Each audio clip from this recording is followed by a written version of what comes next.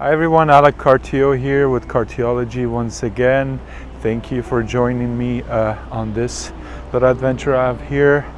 I admit I'm not a Nissan GTR huge expert. I've learned everything I know so far through having this car in my possession from my great friend in North Carolina. I got a couple cars with him. He sent this one as well, and I admit I didn't know it was extremely race modified the way it is. Nissan GTR is very popular among its enthusiasts and the people who obviously love the car, and not to mention the ones that have been modified to such extremes as this one is. A 95 model car, which from the R33 V-Spec version that was output by Nissan, of course, in the 90s, and the right-hand drive for the Japanese direct market.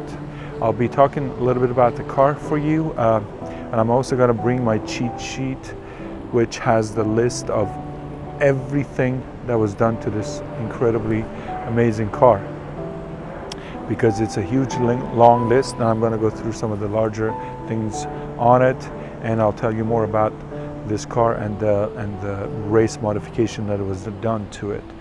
The first thing I'll say is that it has 720 horsepower on the dyno on this car. All this great work was done in North Carolina by a very reputable shop. Their name is on the listing. Please have a look at all the work they've done in the past and the big long list of items that went into this car.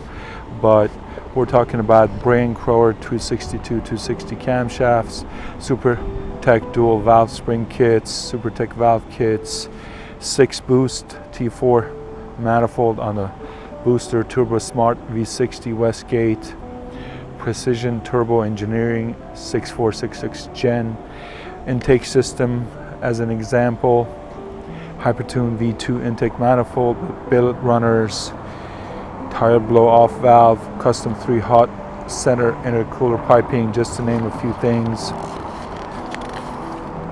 fuel injectors of 1300cc, Mishimoto R33 radiator, ignition and trigger system, electronics upgraded, Haltech plug and play ECU, driveline chassis, X-clutch dual disc clutch with custom upgraded slate cylinder, drive shaft shop. I mean, you name it, it is heavily race modified, and everything you see on it, once that turbo kicks in, it's incredible. I went for a drive, which I will put on for you, but I was scared to put it through all the gears. It's very scary on the street, so I took it easy for you. I didn't have the resources to take it to racetrack, and also I admit I'm not that great of a driver, so I don't want to take a chance with this car. I know the next custodian for this car is going to take it to the racetrack and punch it through the spirits of this car.